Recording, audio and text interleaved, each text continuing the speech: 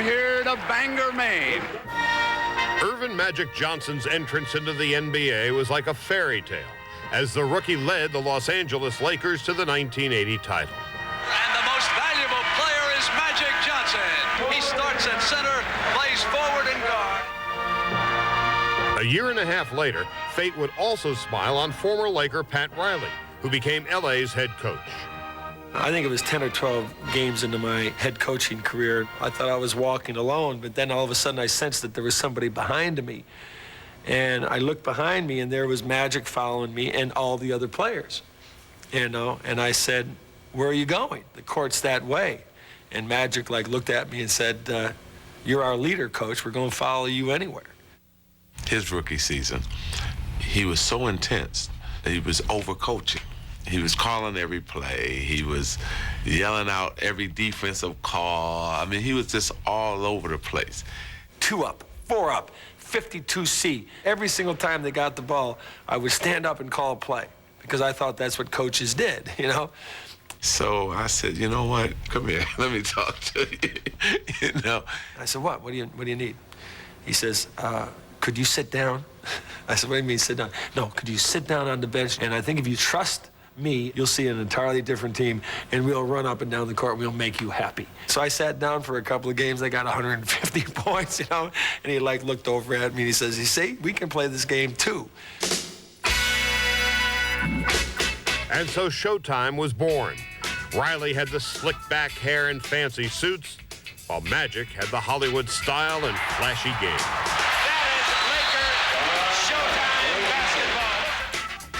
And just like Magic, Riley would also win a title in his first year. But they would soon find they had more than just success in common. In 1984, the Lakers would beat the Boston Celtics in the finals, and this series would be personal. For Riley, it meant the chance to avenge the Lakers' past humiliations, and for Magic, it was a chance to beat his arch-rival Larry Bird. But the series would prove to be disastrous for both. You watch the clock at the lower part of your screen. 2 seconds, 1 second, and they don't get it off. The leprechaun at work here at Boston Garden. Magic made critical errors at key moments. Be sure they won't let the time run out this time as they did in Game 2. Magic throws it away. Magic threw it right to Parrish. And Riley could only watch as the Lakers wilted under Boston's assault. Lakers are totally out of their game right now, and they're not used to this. The Celtics took the series in 7 games, and Magic and Riley were left to wonder how their fairy tale had turned into a nightmare. Boy, does it hurt when you know it's not going to be your ring. Myself not playing well, really, I thought, lost the series for us. I cried in the locker room. You could see both of us after the game just hugging each other in pain. And when you get to that moment, you come up short, it is a very hollow time in your life. It breaks your heart. I mean, absolutely, without a doubt, was devastated by that loss. And I just remember the headline, Lakers choke. We had to go through a whole summer of that, and it was heartbreaking. Every day I woke up in the summer, it was like a dead man walking. And the only thing I was living was that pain of losing to the Celtics. And Pat is the same way. We both wear our losses on our sleeves. So we called each other a lot during the summer, trying to, get each other up. United in their suffering, the two now shared a personal obsession. We spent the whole year just thinking about the thought of getting back to the finals.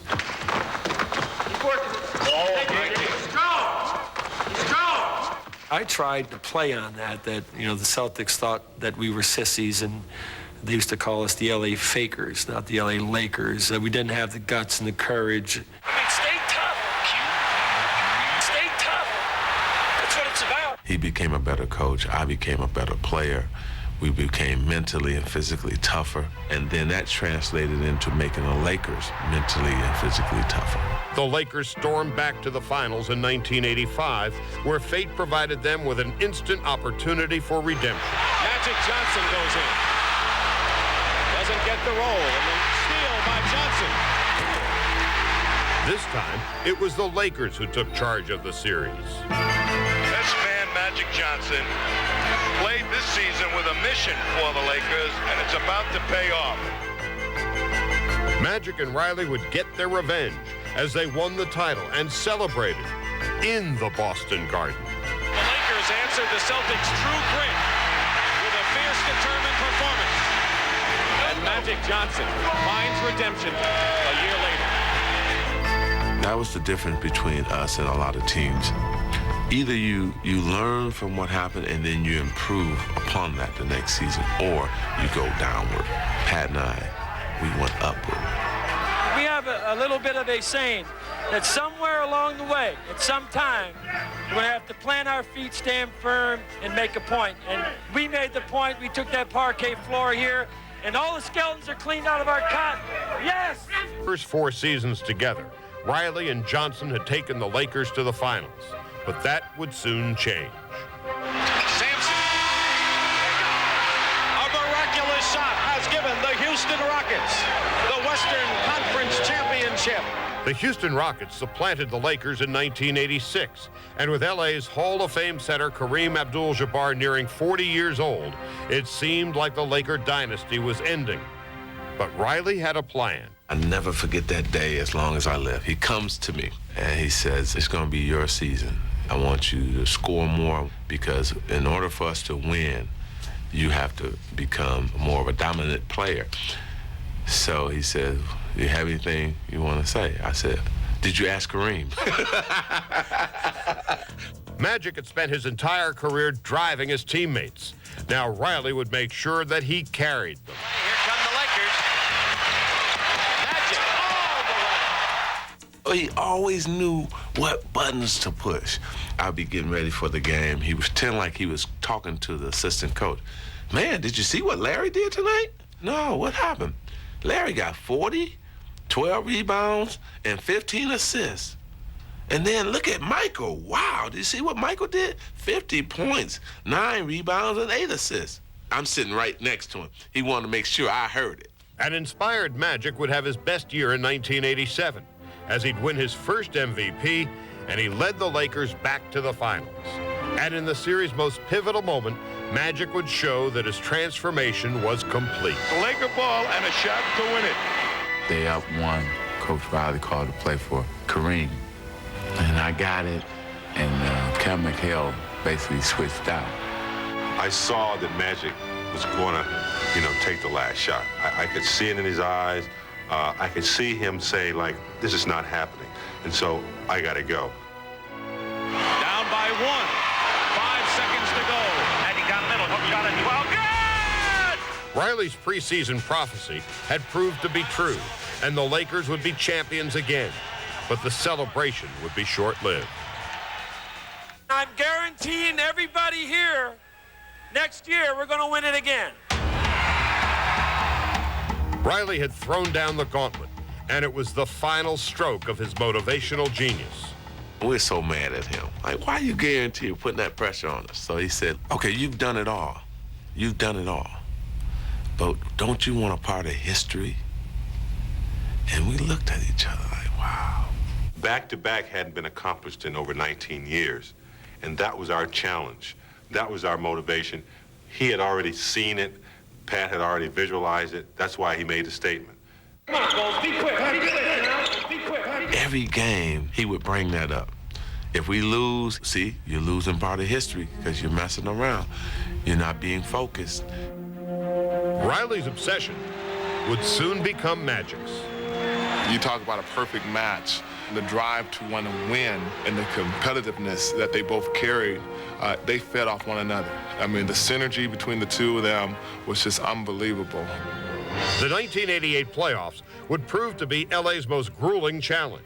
In 3 straight series, they'd be pushed to the brink of elimination.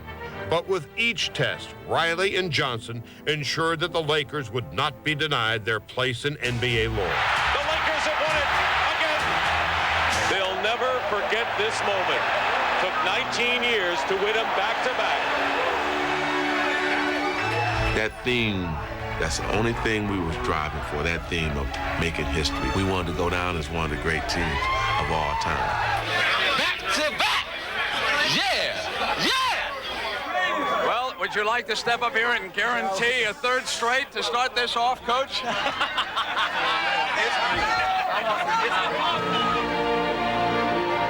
In their 8 years together, Riley and Magic won 4 titles and made 7 trips to the finals.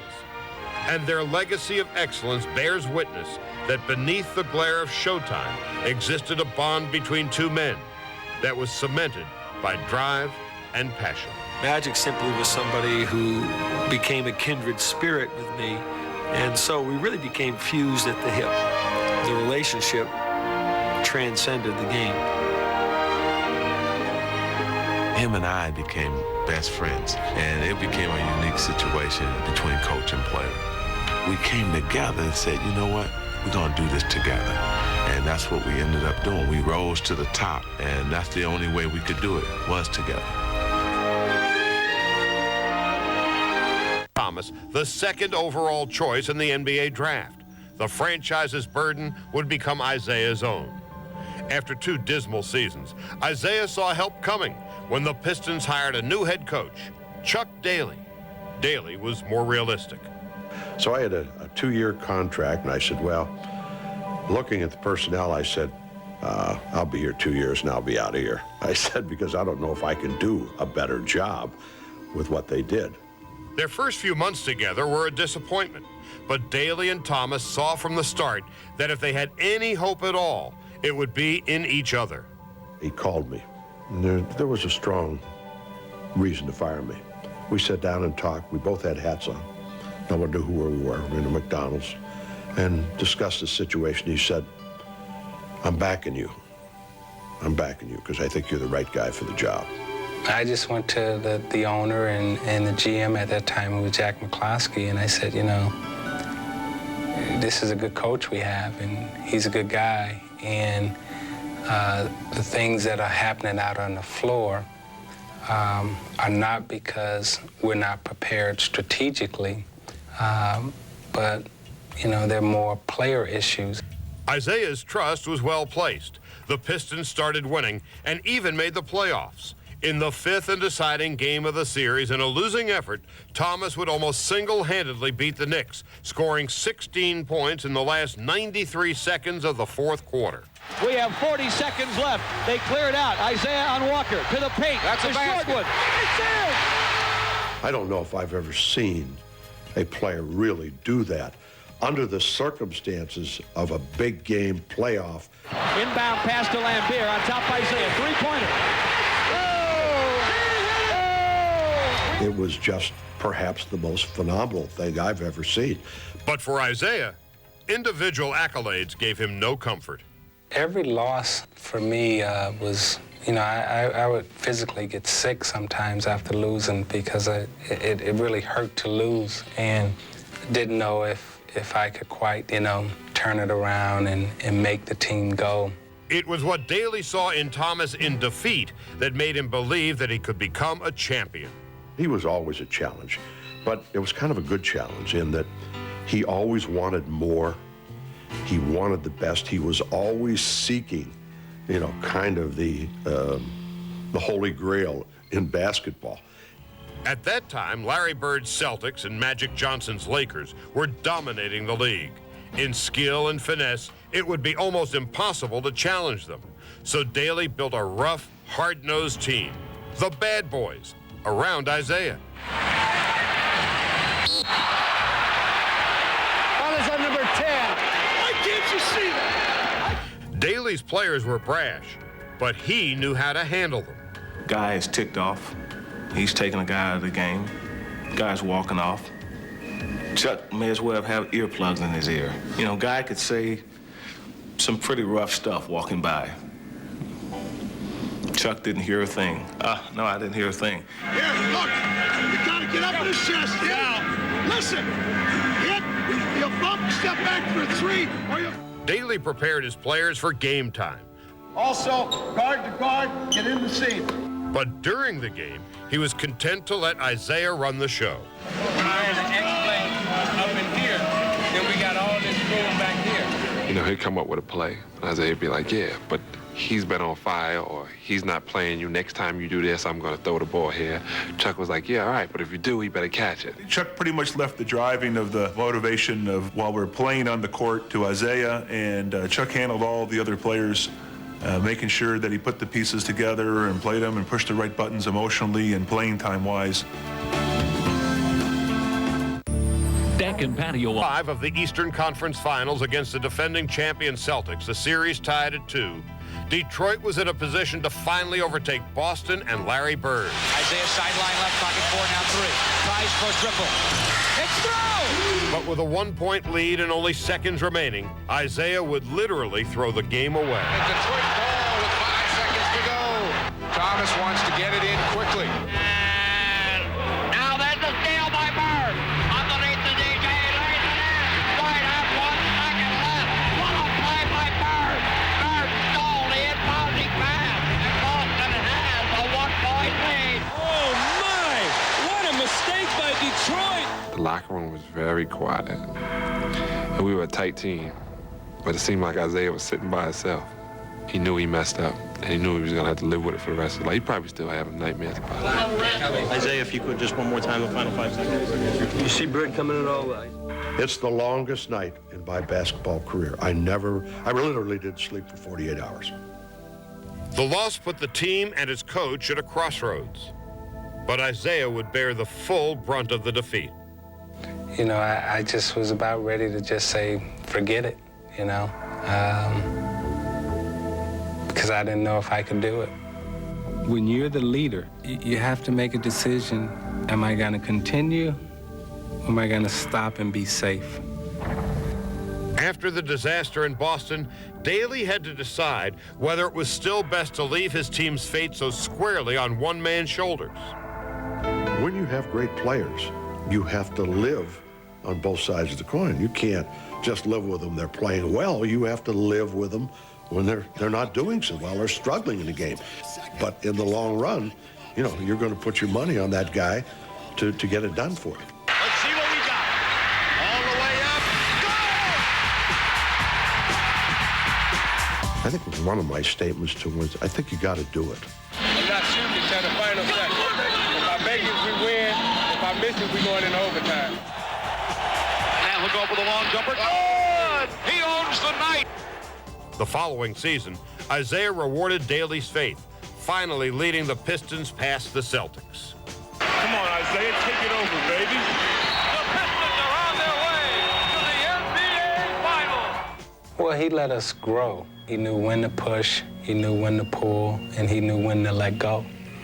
You know, the pushing and the pulling part is easy, but the letting go part is a tough part.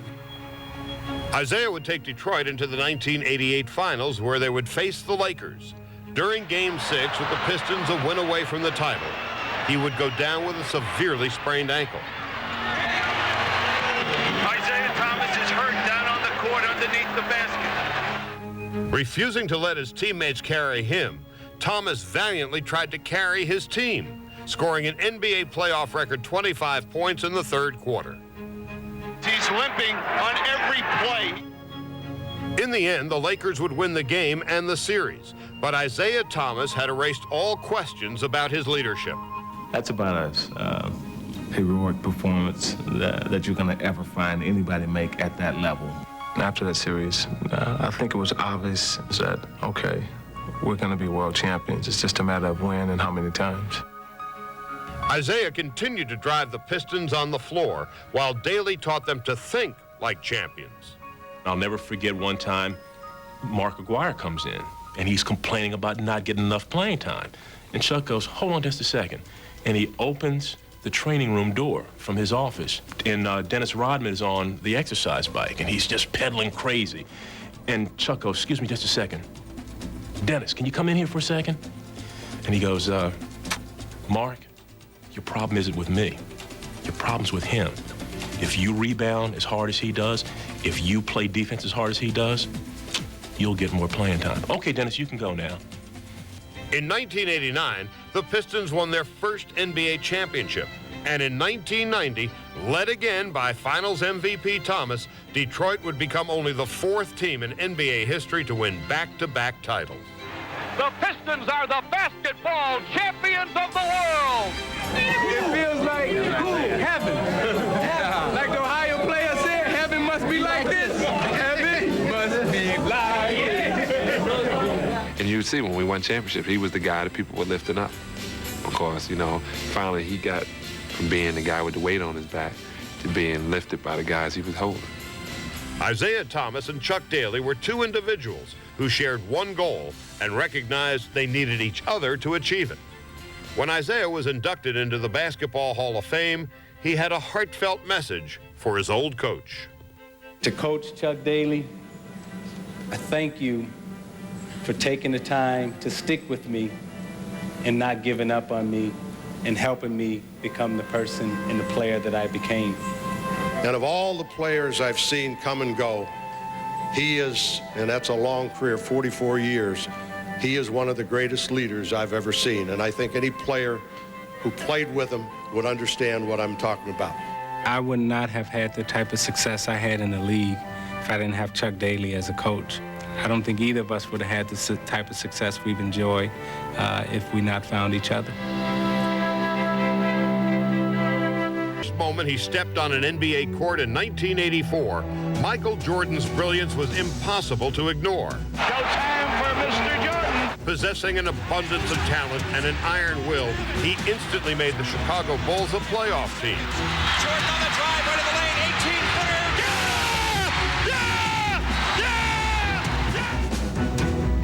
But as the years went by, frustration would set in. And the Pistons make Jordan pay. As he would be unable to bring Chicago to a title, and 3 coaches would lose their jobs along the way. It's over. The Pistons return to the NBA Finals. In July of 1989, Chicago would hire their 4th coach, Phil Jackson. I remember when Phil was named a coach, the first thing was, it's like, what? Phil Jackson? That's that guy with the coat hanger shoulders and the wild flailing old Nick, and he's not a head coach. As a former hippie and role player on the Unselfish Nick championship teams of the early 70s, Jackson would attempt to bring his team-first philosophy to Michael's Bulls. Michael was like a shark in the water. He was always looking to score, and he was obviously driven from the belief in his own abilities. And, you know, from that standpoint, Michael made players feel like they weren't participating in the game. Jackson would install the triangle offense in an attempt to foster teamwork. I knew that I needed a system where he could play out of that would employ all the players. And if everybody participated in it, then that would empower them. For years, Jordan alone carried the Bulls on his back with heroic performances. Oh, good! The Bulls win it! They win it! In the past, Michael was unwilling to trust his unproven teammates, but was now being asked to share that responsibility. He was basically asking, you know, the best player in the game to take a backseat and maybe put aside some things that he could accomplish personally for the good of the team. This was like heresy to Michael. He's looking around and he says, I got 4 guys around me. You know, they might not be able to score by themselves in an empty gym. I mean, come on. I remember Michael saying, I'll give it 3 games. If it's not working after then, I'm doing what I want to do. Jordan, and he goes to work, and it's blocked. Here come the Bullets to the lead. Larry Robinson takes it to the hoop, and that's the ball game. Phil had drawn the blueprint for success, but Michael ripped it up. In Jackson's first year, Jordan took more shots and scored more points than the season before, and once again, the Bulls tasted playoff defeat. Well, in all honesty, I didn't really fall in line with the triangle. He wanted to do a lot of things that he'd done before. He barked at guys to get out of his way. He'd get in people's faces and tell them they weren't doing the job, or he could come in at halftime and explode in a locker room, and I'd come in and find the locker room chilly, frozen. Phil clearly had a problem, but while other coaches would have tried to confront Michael head-on, Jackson took the path less traveled. Phil would have it in our tapes. We edit them and we'd put little things in that would talk about teamwork. He would have the Grateful Dead, Full Metal Jacket. One year he gave me Zen and the art of motorcycle maintenance. Phil would be burning sage. Imagine an NBA coach coming through and waving burning sage in your locker room. Imagine him turning out the lights in the film room and saying, okay, everybody, let's work on our breathing. While Jackson's methods might have been unconventional, his devotion to the team concept never wavered. What I tried to convey to Michael is the ball's a spotlight.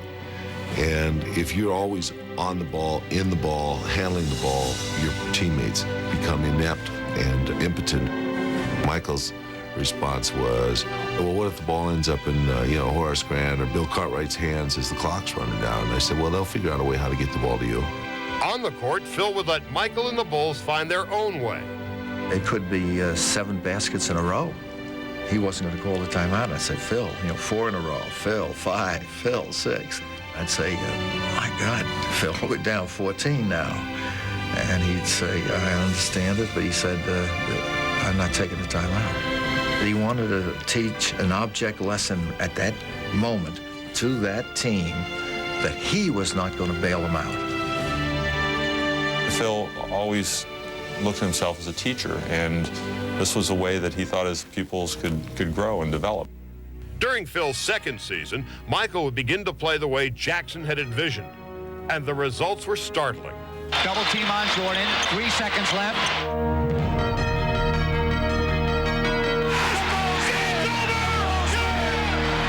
As Chicago posted its best record ever. It took me a year, at least a year, to buy into that, and but it seemed to work wonders for us. With Jordan playing both spectacularly and unselfishly, the Bulls would take a 3-1 lead over the Lakers in the NBA Finals. But as Jordan reached for the elusive title in Game 5, he still had one final test to pass. Michael wanted to win that game so badly that in the course of the game he got caught up in, I better do this. I've carried this team a lot in the last 3-4 years. I better do this. This is the final act. The Bulls are down like 10 points, and Phil's yelling in the huddle to Michael, who's open? Michael, who is open? And he says, well, Paxson. He says, exactly right.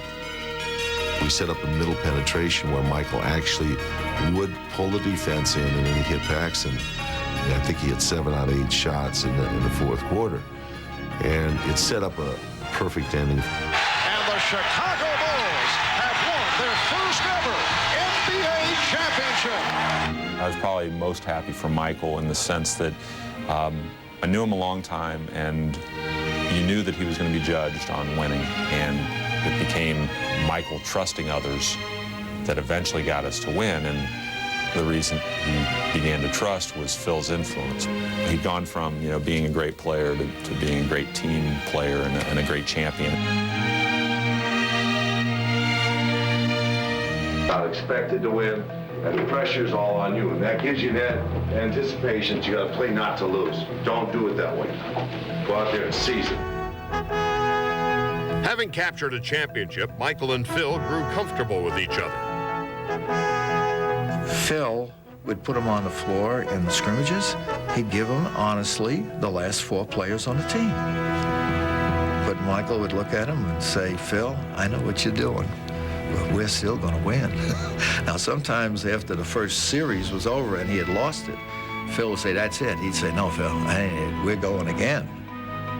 As I start to fall in line with his beliefs about, what teamwork was all about, the dedication of teamwork and compromising your game, that's when things started to fall in line in terms of our relationship. Michael, 11 seconds. Across the timeline he comes, goes to Pippen. Pippen breaks inside. Well, Pippen got the snap. They go to Grant. To Paxson. Paxson going for the win. Here's Paxson for 3. Paxson. Yeah!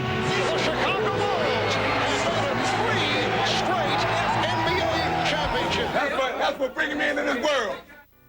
But after winning a 3rd straight title, Michael would be dealt a severe blow when his father was found murdered that summer. He would then approach Phil about leaving the game. I could see that he was wounded, was just a short, 4 or 5 weeks since his father had been murdered. It was a very emotional situation for the both of us, and I put it to him. Tell me what challenges are out there for me to keep me, focused as a basketball player. It made him stop and think about life for a second, and it gave him an opportunity to step back and say, hold it, there's more to life than this. Phil knew that Michael needed time. Where our bond began, he didn't ask me to stay. Michael would leave the game to play baseball, but when he returned, he would help Phil mold a new cast of players into champions, as Michael became Phil's advocate. I understood his belief, I understood his focus. You got it, Dennis. That's enough now, that's enough. And at times he talked through me. Come on, keep your head. Keep your head. Hey, you do it. Let's go. Keep your head. Everybody get together. I could exert some leadership from a player standpoint, which I did.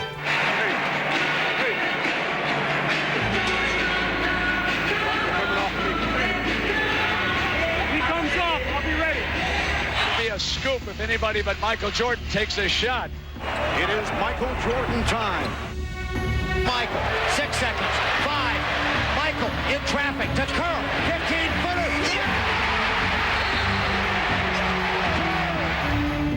You don't find people that want to lead in practice as well as in games. That kind of leadership is something you just don't want to leave behind and say, well, we can find leaders like that. Well, you don't find leaders like that in this game. Together, Michael and Phil would share 3 more titles and a deep appreciation for each other. Hangs, fires, scores!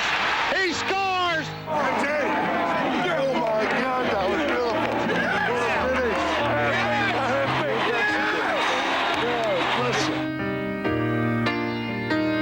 Phil always did crossword puzzles for years and years. They'd always have the New York Times crossword puzzle out.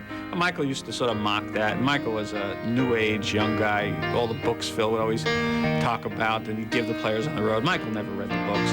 But in the end, Michael was reading the books. He was playing crossword puzzles. He had so understood and so respected what Phil Jackson had done that he had began to mimic and copy some of the things and talk about, as you would hear things that Phil said, and all of a sudden Michael would be sounding like Phil. And Michael never sounded like Phil at the beginning, I'll tell you that.